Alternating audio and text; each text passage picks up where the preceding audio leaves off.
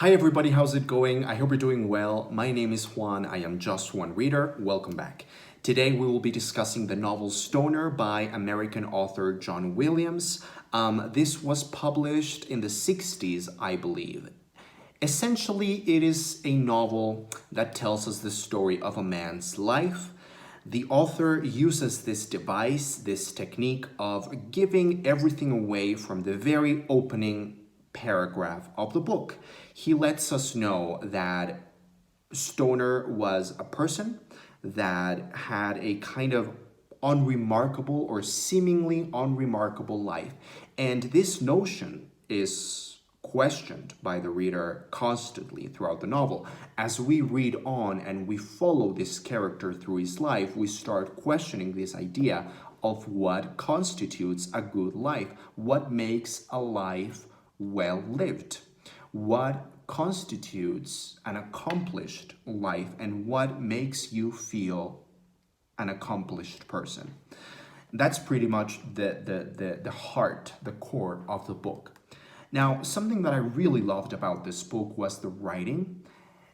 First of all, I have to say this novel is impossible to spoil, because even if you spoil the plot and what happens in the story, that's not the joy, that's not the wonderful thing that this book has going for it. This novel is great because of the writing and because of the character. It is a character study after all.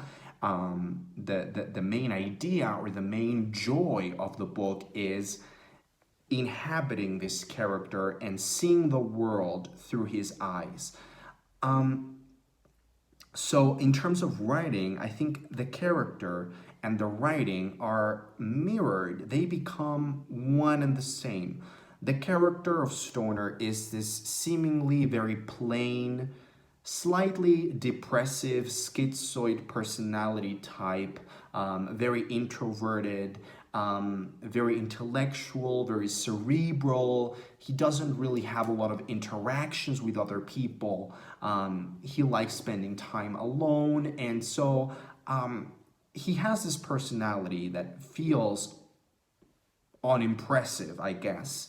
And the writing has that same quality. The writing is great for this book. It's wonderful for this book because it has an understated quality to it. It feels like it has a coolness to it. It feels plain. I could even say that this book has a very clear color palette.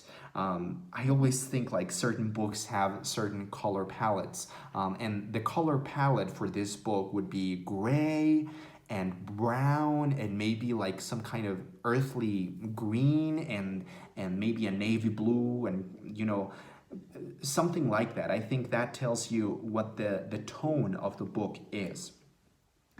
This is also reflected or mirrored in the settings. The settings that John Williams uses throughout this novel have that same quality of being mundane, earthly, almost unremarkable, almost minimalistic. They are not described that much, but he manages to portray them in a way that makes them feel very real and very just plain and earthly.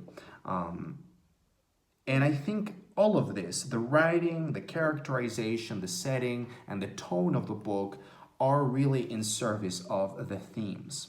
This book is about a life spent quietly. It's about a life spent maybe in a different way than, or no, let me say that again. I think this is the story of a man's happiness. The trouble being that his happiness comes from places and from activities and from sources that are not the usual sources for happiness for other people. And if we consider this from the perspective that we have of happiness today in 2018, this book becomes incredibly relevant. Sigmund Freud always used to say that happiness or mental health were he said that happiness or mental health was the ability to work and to love. And many years later, another really famous psychoanalyst, Donald Winnicott, added to that definition that creativity was also a factor, a key factor in happiness. So, work, love, creativity. These are three key components that are certainly a part of this book and of this character and of Stoner's life. He has a passion for what he does. He really found love in a way. Work and love are pretty much there, and creativity as well. He becomes a teacher, and that's his way of identifying with the parental figure who gives good things to the following generation. And he also becomes a father later on, although he's kind of detached from his child. But coming back to my point is that what I was saying was that this is a book about happiness, but maybe an uncommon type of happiness. I think a lot of people today in 2018, certainly what people usually refer to as millennials, although I don't want to say this way because it is a prejudice. It's not true that every single person or every single millennial thinks this way, but I think we can make a generalization here. For the purposes of this review, we can make a generalization that people nowadays have an idea of happiness that is not really healthy.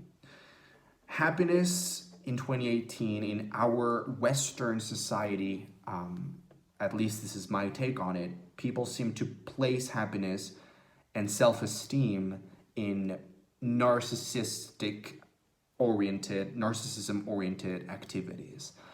Social media, things that have to do with body aesthetics, body image, fitness, image, whether it be the body or your clothes or the way that you are perceived socially by other people on social media or in real life. But that's where people are getting their narcissistic supplies from other people. So basically nowadays we have a crisis of narcissism and self-esteem, because narcissism and self-esteem are two things that go hand in hand that optimally, ideally, should have to come from within, from the very person themselves. But in reality, in our society, that's not the case. Narcissistic supplies and self-esteem are coming from the outside, from external sources, from other people, from social media, from your clothes, from the way that you treat your body, which is not internal, because the body is now used as a sexual object, as a narcissistic object. People who are completely obsessed with fitness and their bodies and their aesthetics and that whole thing, that's narcissism. That's today's narcissism. They are actually treating their bodies as a sexual homoerotic object or instrument that gratifies themselves first, and that's another video right there. Talking about narcissism today is a subject for it's a very big subject, and we could be here forever. But coming back to the review of Stoner, I think this is a very necessary book because it shows that happiness doesn't necessarily have to be a 10. Happiness doesn't have to be a level of intensity that is overwhelming and joyfulness and just feeling like you're on top all the time. Happiness can be quiet, and it can be understated, and it can be found in many places. But the most important thing is that it comes from within. And in the case of Stoner, that is certainly true.